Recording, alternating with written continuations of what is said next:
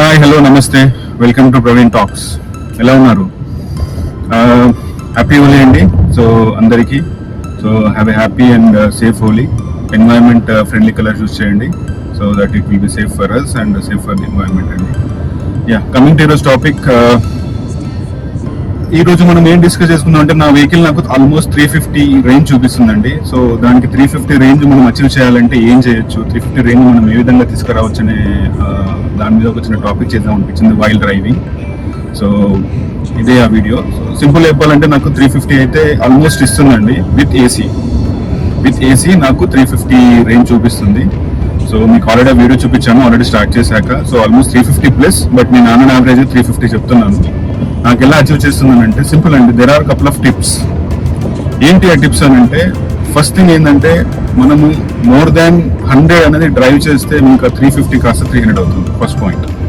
Like overall ఇలా వెళ్ళారనుకోండి, చాలా ఎక్కువ వస్తుంది. ట్రాఫిక్ లో వెళ్తే ఎక్కువ రాదు, కానీ మినిమం నీకు ఇచ్చినది ఏంటంటే కన్ఫర్మ్ గా ఇస్తుంది.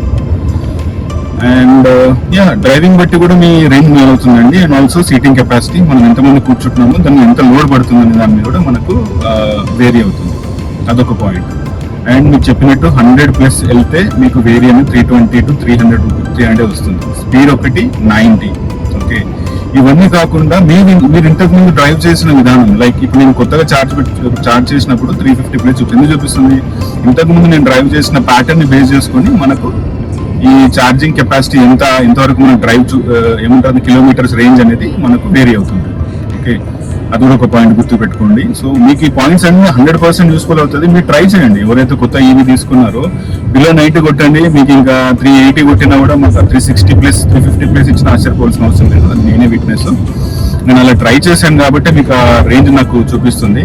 నేను ఎప్పుడైతే 120 ఇలాంటి ఓవర్ మీద కొట్టాను, మంచిగా ఓవరాల్ అనేది మనకు చాలా ఈజీగా ఉంటుంది కాబట్టి మనం ఓవరాల్ 120 అలా కొట్టినప్పుడు మీకు ఆ స్పీడ్ ఏదైతే మనకు పర్సెంటేజ్ ఉంటుంది అండ్ కిలోమీటర్ రేంజ్ ఉంటుంది చూడండి, అది మొత్తం చేంజ్ అయిపోతుంది.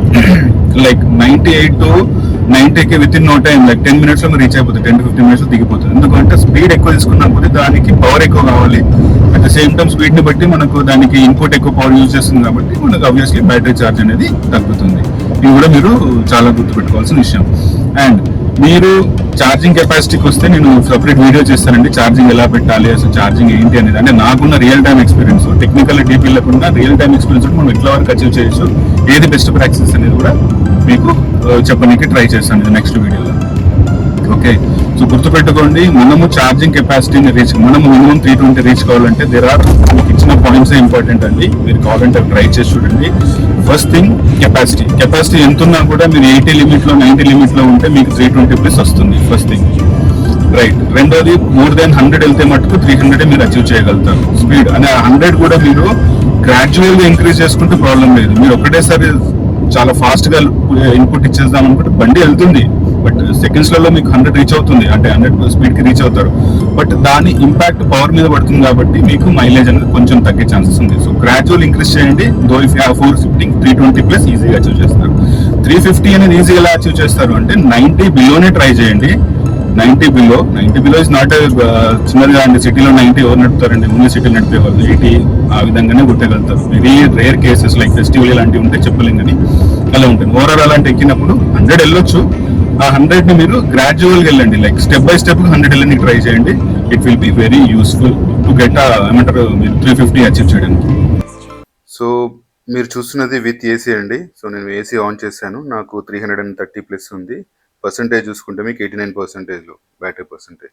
సో ఓవరాల్గా నేను చెప్పినట్టు 350 కిలోమీటర్స్ అనేది మనకు ఓడోమీటర్స్లో ఉంది. అండ్ మీరు చూస్తున్నది ప్రీవియస్ అండి, ఆల్మోస్ట్ 5000 చేంజ్ అని నడిపినప్పుడుది.